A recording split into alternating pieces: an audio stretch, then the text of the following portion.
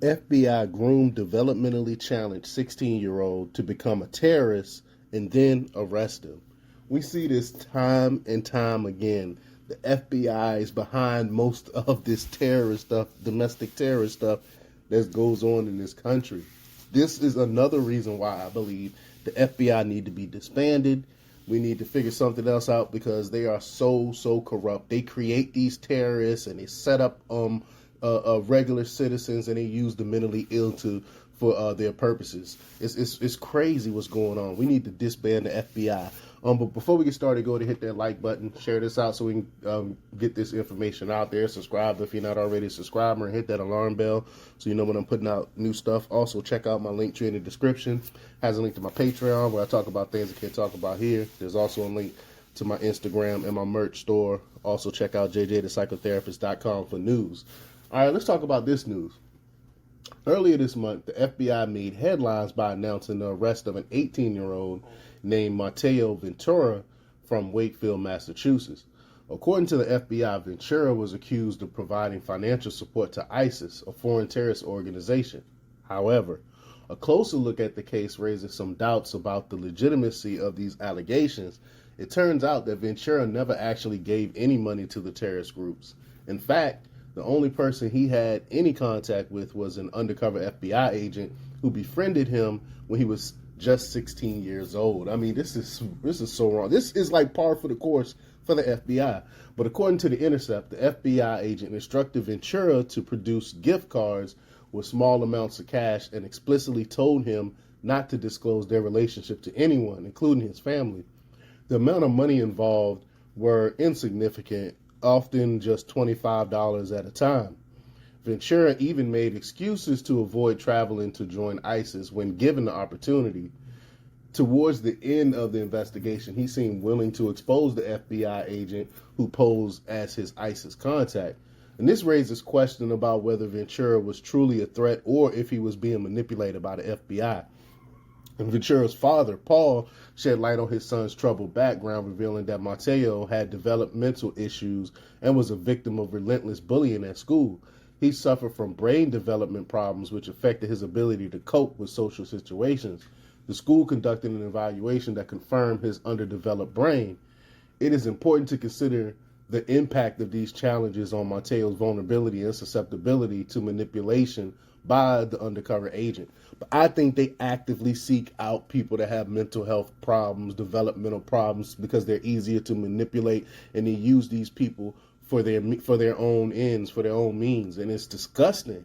But experts in law enforcement practices and accountability have expressed concerns about the FBI's reliance on informants and undercover agents. They argue that these individuals often go beyond gathering information and actively suggest or facilitate criminal activities. And we see this time and time again. And the government has been known to provide everything necessary for a plot to be executed, effectively pushing individuals toward criminal behavior. This raises question about the FBI's tactics and whether they are ethically and legally sound, and I don't, of course, think they are. In 2021, armed FBI agents visited Paul Ventura's home, seizing Mateo's computer and informing the father about his online activities.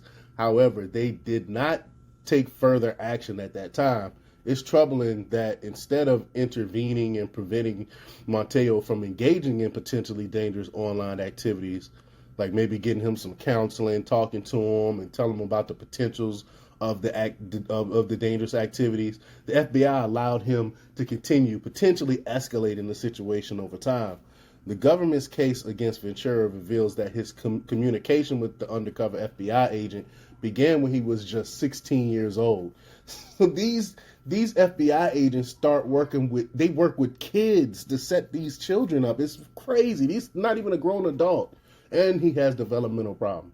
And the agent impersonated an ISIS member and encouraged Ventura to pursue his desire to migrate to territories under ISIS control. However, by that time, ISIS had already been largely defeated in Iraq and Syria. The fact that the agent discouraged Ventura from sharing their conversations with anyone raises concerns about the FBI motives and whether they were genuinely trying to prevent terrorist activities or simply entrapping vulnerable individuals. Over a period of 2 years, Ventura sent small amounts of cash through gift cards to the FBI agent. These transactions primarily took place through gaming stores like Steam, PlayStation Network, and Google Play. The total amount involved was $967 during his time as a juvenile, and an additional $705 after he turned 18. While Ventura's actions may seem suspicious, the context and circumstances surrounding these transactions should be considered. It is crucial to determine whether he was coerced or manipulated into participating in these activities. And y'all already know, I believe he was manipulated. And Ventura eventually got cold feet and cited an injury as a reason for not being able to pursue his plans for joining ISIS. The FBI interviewed him and concluded that his injury was fabricated. In January, shortly after his 18th birthday, Ventura resumed contact with the FBI agent, expressing his interest in traveling to the Islamic State. Now, mind you, they started working with this guy when he was a kid. He was 16 years old. The FBI was manipulating a 16-year-old child. If that don't tell you how corrupt they are, I don't know what will. But the conversations involved discussions about potential terrorist attacks and training camps. However, it is worth noting that these discussions were initiated and encouraged by the undercover FBI agent. Again, more manipulation. On April 10th, Ventura booked a flight to Egypt but never boarded it. Instead, he contacted the FBI to report a tip and demanded a substantial sum of money in exchange for providing information on future terrorist attacks. So this goes to show that he really didn't want to do any of this stuff.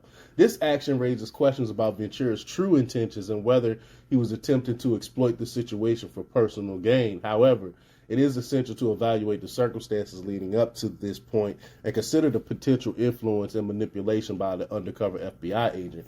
Ventura continued to contact the FBI, offering to assist in fighting terrorism and providing information on potential attackers, all in exchange for money and legal immunity. Now, does this sound like someone that was a terrorist? He actually contacted the FBI. The FBI deemed the information he provided as non-specific and non-actionable.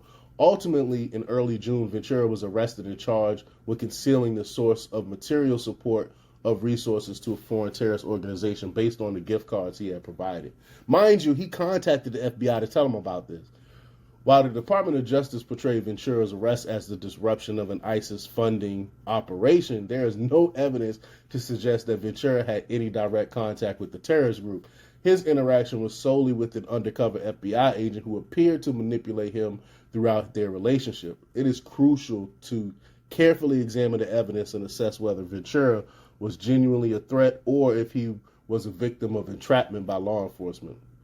The case of Mateo Ventura highlights the need for scrutiny when it comes to the FBI's investigative practices, particularly in cases involving vulnerable individuals. Not only vulnerable individuals, vulnerable children. He was a child when they first started manipulating this kid. It raises concerns about the potential for abuse and the thin line between proactive law enforcement and entrapment. As this case unfolds, it's essential to ensure that justice is served while taking into account the context, mental state, and susceptibility of individuals involved. But let me know what you think. Leave your comments down below. Like, share, subscribe, and check out jjthepsychotherapist.com for the latest in news. Until next time, peace.